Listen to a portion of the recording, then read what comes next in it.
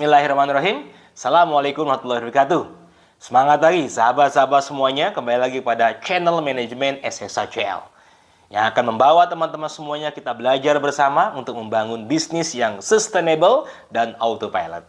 Baik, sahabat-sahabat semuanya, kali ini kita akan membahas tentang struktur organisasi, job description, dan target individu. Nah, sebelumnya saya sampaikan dulu bahwa sebagaimana model SSHCL, kali ini kita sudah masuk ke faktor yang kedua. S yang kedua setelah strategi. S yang kedua apa? Ya adalah sistem. Apa sistem itu? Sistem adalah alat kerja yang mengatur jalannya organisasi. Yang membuat organisasi kita, sahabat-sahabat semuanya, bisa autopilot dan sustainable. Berjalan pada rel yang sudah ditentukan, pada visi dan misi, pada target, pada strategi yang sudah ditentukan. Sehingga bisnis kita akan autopilot. Maka bangunlah sistem. Sistem itu apa saja, sahabat semuanya? Yang pertama adalah struktur organisasi. Yang kedua adalah job description. Yang ketiga adalah rencana kerja individu atau target individu. Yang keempat adalah service level agreement. Yang kelima adalah standar operating procedure atau SOP. Sahabat-sahabat semuanya, hari ini kita akan membahas 3 sekaligus. Kenapa 3 sekaligus? Karena 3 sekaligus ini nyambung teman-teman semuanya. Yang pertama kita akan membahas struktur organisasi. Yang kedua membahas tentang job description-nya. Dan yang ketiga adalah rencana kerja individunya. Sahabat-sahabat semuanya. Yang pertama, struktur organisasi. Kenapa sih harus ada struktur organisasi? Harus, sahabat-sahabat semuanya.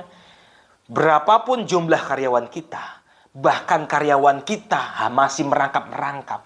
Kita sebagai direktur utama, istri kita sebagai direktur finance, tidak apa-apa. Ya, jadi itulah yang namanya organisasi. Jadi berapapun jumlah karyawannya, tetap harus ada struktur organisasi. Kenapa harus ada struktur organisasi? Yang pertama, sahabat-sahabat semuanya. Yang pertama adalah supaya setiap orang dalam organisasi kita, dalam perusahaan kita, itu bertanggung jawab. Dia tahu. Ya, setiap orang tahu dia bertanggung jawab pada siapa. Ya. Jadi di dalam struktur organisasi, maka siapapun di dalam organisasi itu tahu dia bertanggung jawab pada siapa. Maka, nih garisnya. Staf operasional dia tahu bertanggung jawab pada manajer operasional. Staff sales dia tahu bertanggung jawab pada manajer sales marketing. Dan manajer sales marketing, manajer operasional, manajer supporting dia tahu tanggung jawabnya kepada siapa? Kepada CEO-nya. Ya, termasuk quality control dia bertanggung jawab pada CEO langsung. Nah, itulah yang pertama. Kenapa harus ada struktur organisasi? Supaya setiap orang tahu kepada siapa dia bertanggung jawab. Yang kedua, supaya setiap orang tahu dia dinilai oleh siapa. Sahabat-sahabat semuanya, tentu dalam organisasi apapun, apalagi dalam perusahaan, perlu yang namanya penilaian kinerja. Kenapa orang kemudian dipindahkan? Kenapa orang kemudian dipromosikan? Kenapa orang kemudian dimutasikan? Atau bahkan orang didemosikan, diganti? Karena ada penilaian. Karena ada sebuah target KPI yang harus diukur. Maka orang akan tahu oleh siapa dia dinilai. Oleh siapa? Tentu oleh orang atasannya yang dia sejalan dengan garis ini. Maka staf operasional dinilai oleh manajer operasional. Staf sales dinilai oleh manajer sales marketing. Staf keuangan, staf human capital HC dinilai oleh manajer supporting. Staf QC, quality control dinilai oleh CEO langsung. Dan manajer operasional, manajer marketing, manajer supporting dinilai oleh CEO-nya. Jadi itu adalah alasan yang pertama dan kedua, kenapa kita perlu struktur organisasi. Yang kedua, kenapa perlu struktur organisasi? Supaya setiap orang dalam organisasi kita, dalam perusahaan kita, dia tahu. Ya, dia itu berwenang menginstruksikan kepada siapa. Dialah atasannya. Nah, inilah garis instruksi sahabat-sahabat semuanya. Manajer operasional dia tahu, dia punya kewenangan instruksi kepada staf operasional. Manajer sales marketing dia punya instruksi kepada staf sales dan seterusnya. Dia tahu dia berwenang punya instruksi pada siapa. Nah, boleh tidak sih manajer operasional punya instruksi kepada staf sales, padahal dia akan instruksinya kepada staf operasional? Dalam kondisi darurat boleh, karena bagaimanapun hierarkinya dia ada di atas. Tetapi dalam kondisi normal, maka tidak boleh manajer operasional menginstruksikan kepada staf sales. Yang berhak menginstruksikan staf sales adalah manajer sales marketing. Karena dia tidak punya garis instruksi. Ya, dia cukup berkoordinasi dengan manajer sales marketing untuk meminta supaya staff salesnya melakukan sesuatu hal. Jadi dia koordinasi dulu ke sini. Tetapi kalau CEO sebagai atasan yang kedua, layers yang kedua, ya, apakah dia punya hak instruksi pada staff sales? Berhak. Berhak dia punya instruksi. Kenapa? Karena dia punya garis instruksi kepada bawahnya, kepada manajer sales marketing, apalagi kepada staff sales. Dia juga punya garis instruksi kepada staff operasional. Karena dia membawahi juga instruksi kepada manajer operasional. Tapi dalam kondisi normal, seharusnya seorang CEO, tentu dia tidak perlu instruksi langsung kepada seorang staff. Dia cukup menginstruksikan kepada manajer-manajernya, lalu manajerlah yang punya instruksi kepada staffnya. Dalam kondisi normal yang baik. Justru ketika seorang CEO banyak instruksi kepada staf operasional, staf sales, staf keuangan, staf HC, maka organisasinya perlu dipertanyakan. Berada ada fungsi-fungsi manajer yang tidak berlaku, tidak berfungsi. Ya, tapi dalam kondisi normal dia harus tetap kepada manajernya. Tapi dalam kondisi darurat misalkan, dia boleh saja. Ya, namanya dalam kondisi darurat. Maka birokrasi itu tidak perlu kita jalankan. Jangankan CEO kepada staff. Manajer operasional pun dalam kondisi darurat dia bisa langsung instruksi pada manajer sales, staff sales. Begitupun manajer sales marketing dia punya garis instruksi kepada staff operasional dalam kondisi darurat. Ketika dibutuhkan darurat, misalkan menghadapi customer yang sangat urgent atau mungkin manajernya tidak bisa merespon, ada koordinasi dari sini. Boleh silahkan dalam kondisi darurat. Baik, yang kedua, dia tahu, setiap orang akhirnya tahu. Dia mengontrol siapa. Garis instruksi sama dengan garis kontrol. Berarti inilah garis-garis kontrol. Sama seperti tadi.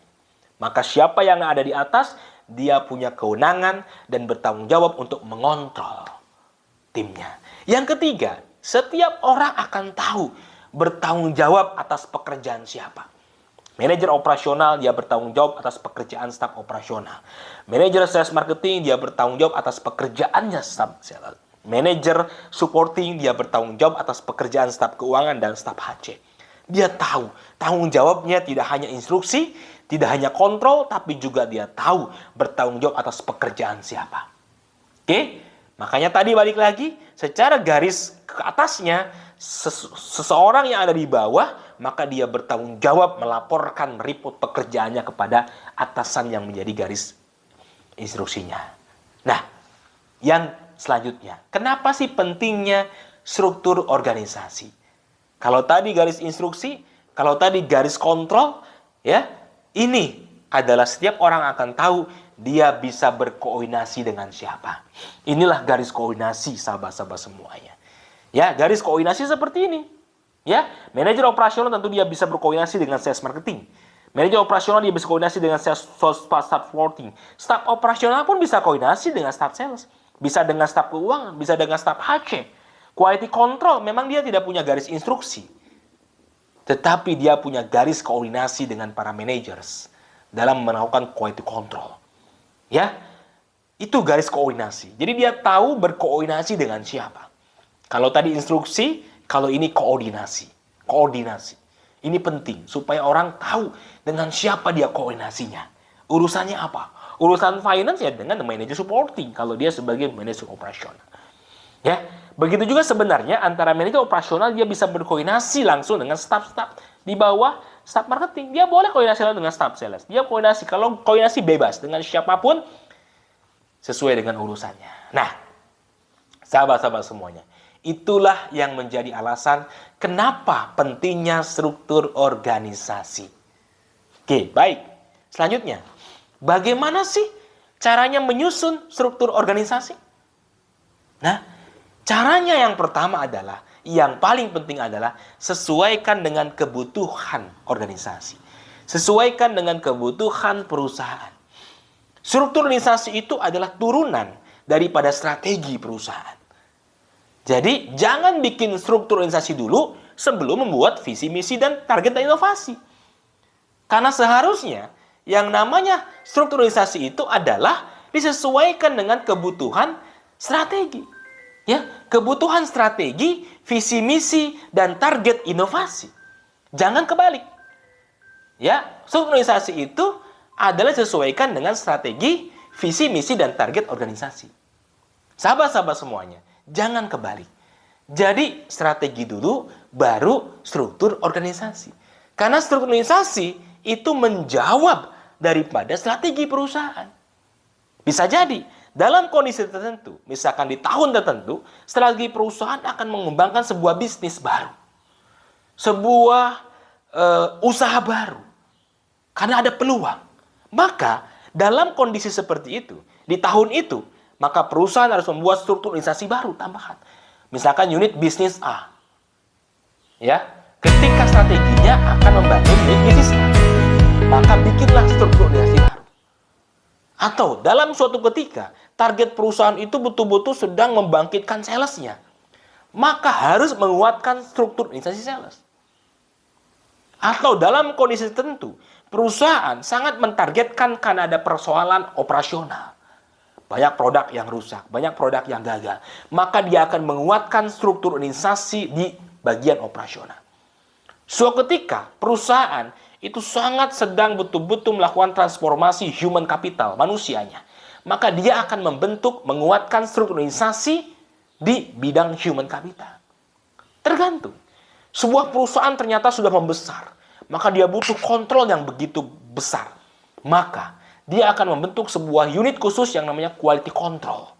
Tadinya perusahaan tidak punya bagian audit, tapi karena perusahaan semakin membesar, banyak persoalan masalah fraud, maka dia bentuk audit. Maka sekali lagi, sahabat-sahabat semuanya, struktur organisasi itu harus menyesuaikan yang namanya strategi, visi, misi, target, dan inovasi yang akan dilakukan sesuai dengan kebutuhannya. Itulah cara menyusun struktur organisasi, sahabat-sahabat semuanya. Baik, yang kedua, setelah struktur organisasi, ketika orang tahu dia bertanggung jawab pada siapa, dia report pada siapa, orang tahu dengan siapa dia menginstruksikan, dia bertanggung jawab pada pekerjaan siapa, orang juga tahu berkoordinasi dengan siapa, maka struktur organisasi sudah bisa menjawab strategi organisasi perusahaan. Maka yang kedua, yang tak kalah penting adalah kalau orang sudah tahu struktur organisasinya, dia tahu posisinya di mana, maka orang juga harus tahu job description-nya. Apa itu job description? Job description adalah deskripsi yang jelas, yang tegas, yang detail kepada seseorang. Semua posisi dalam organisasi, apa tugas-tugas dia, apa responsibility dan tanggung jawabnya. Itulah job description. Mendeskripsikan jobnya, pekerjaannya. Nah, kenapa sih harus ada job description, sahabat-sahabat semuanya?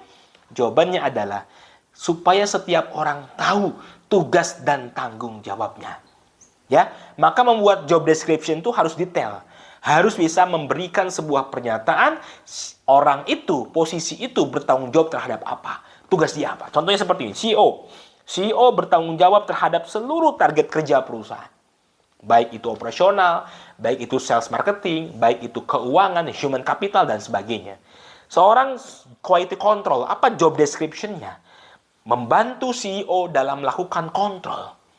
Ya, seorang quality control dia tugasnya, responsibility-nya, tanggung jawabnya adalah membantu CEO-nya melakukan kontrol terhadap target perusahaan, terhadap strategi perusahaan, termasuk kontrol terhadap SOP perusahaan. Itulah tugas quality control.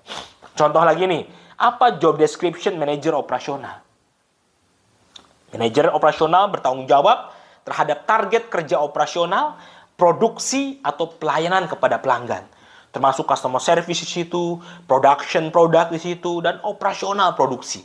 Itulah manajer operasional. Manajer sales marketing, apa tugasnya?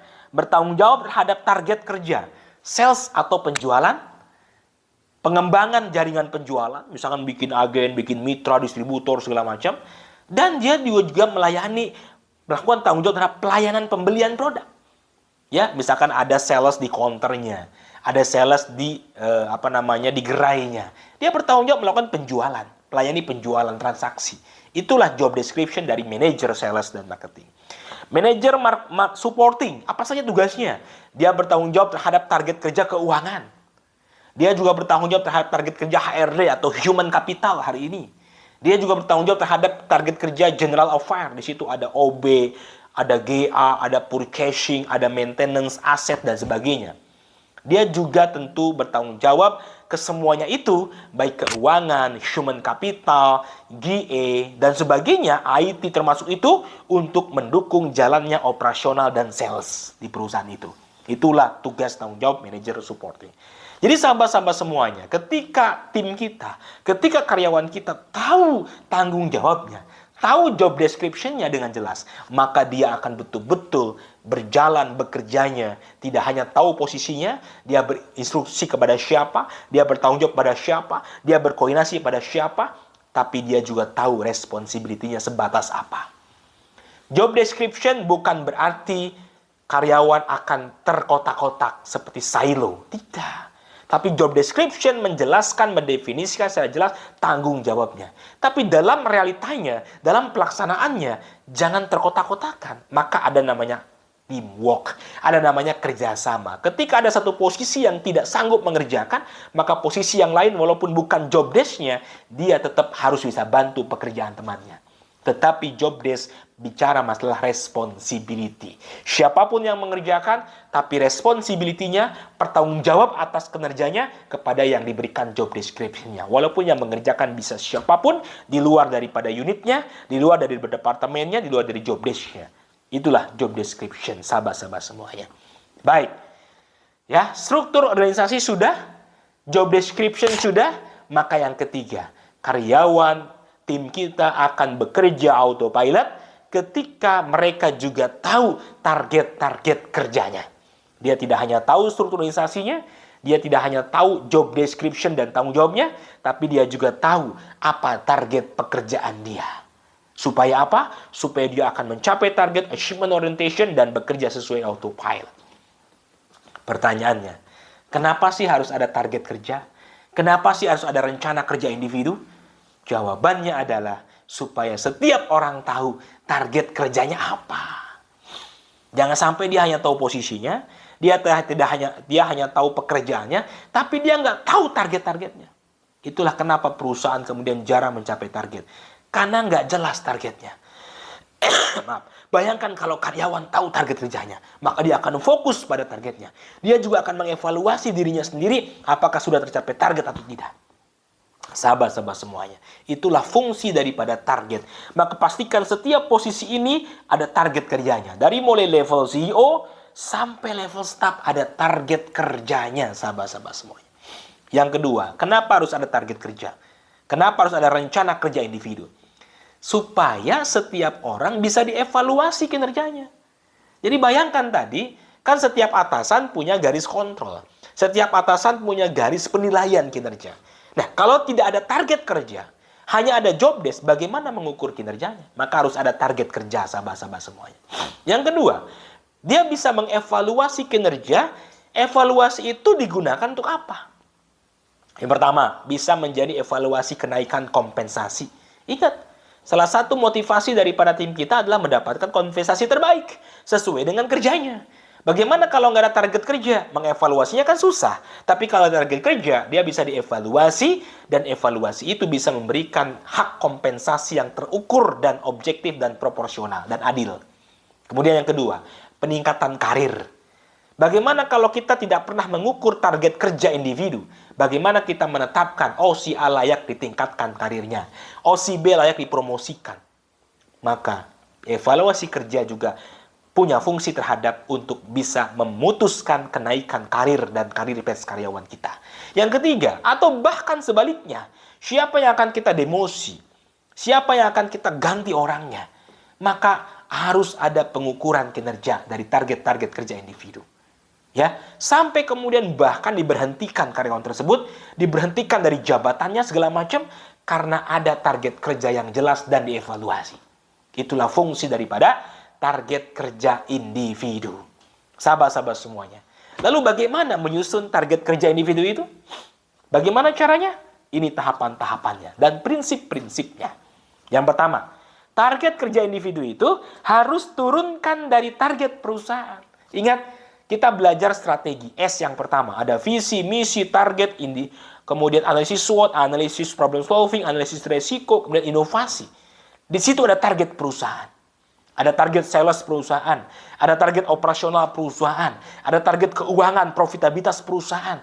Maka target individu itu harus diturunkan dari target-target perusahaan.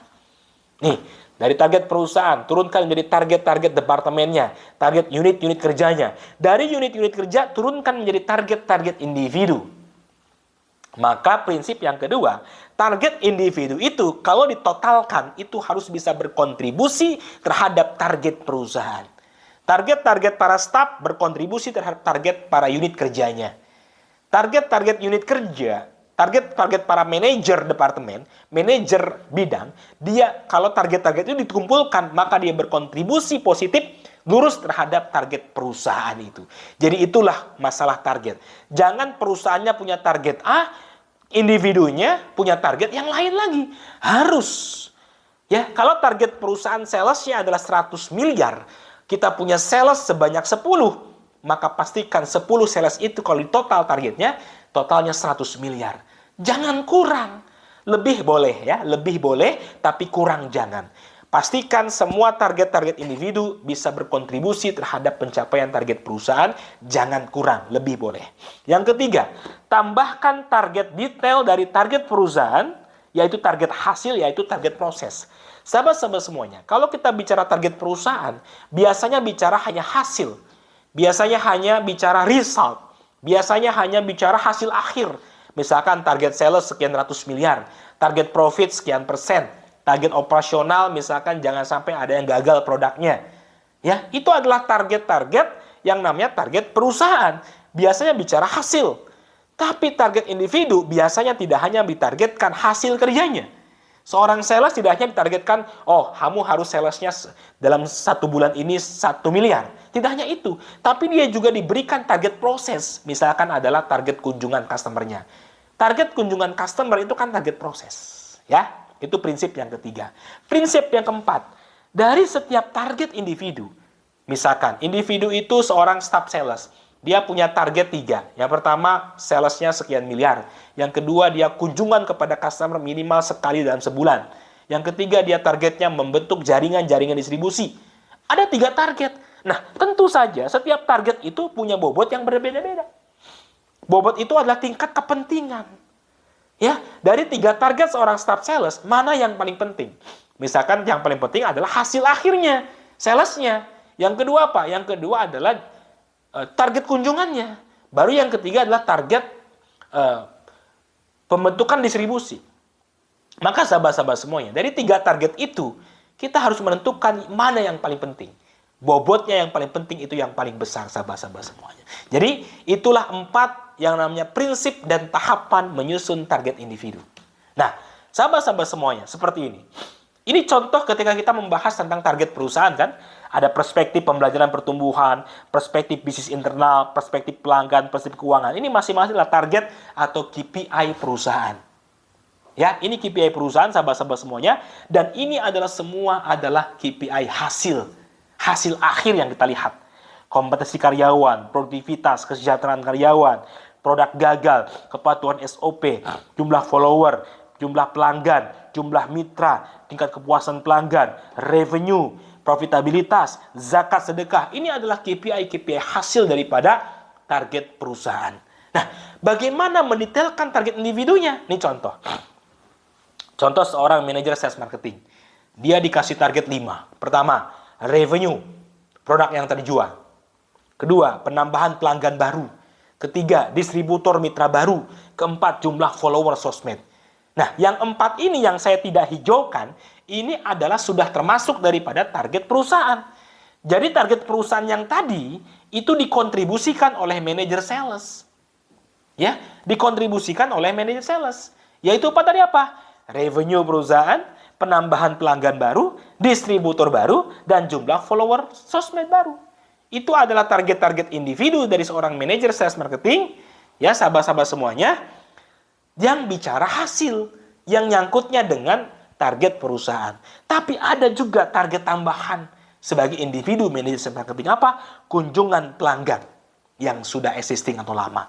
Ini adalah target tambahan yang tidak ada dalam target perusahaan, tapi didetailkan dalam target manajer sales marketing.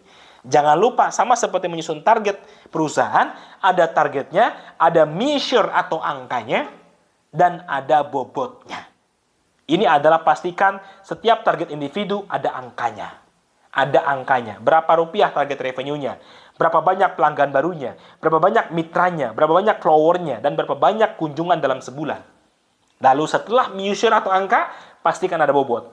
Ada 50, berarti bobot di sini adalah kepentingan.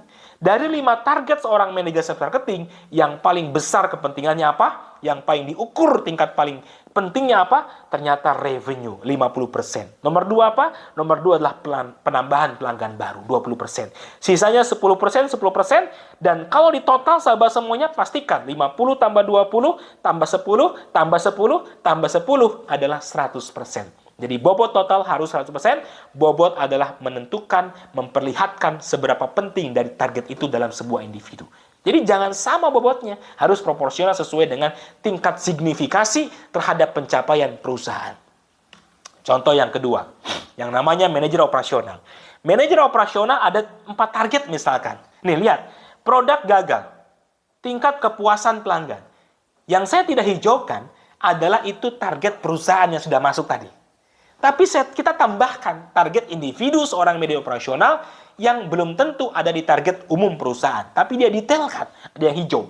Pertama, dia punya target jumlah produksi. Yang kedua, dia punya target ketepatan waktu produksi. Jangan lupa ada measure-nya, target jumlah produksi berapa unit produk per bulan, per hari. Ketepatan waktu produksi seberapa tepat. Dia punya target jam sekian harus selesai produksinya. Produk gagal 0%. Tingkat kepuasan pelanggan berapa persen. Ya, jadi itulah measure atau angka. Dan ada bobot. Bobotnya 40, 20, 20, 20. Ternyata dari 4 target manajer operasional, yang paling penting dan signifikan diukur adalah jumlah produksinya, 40%.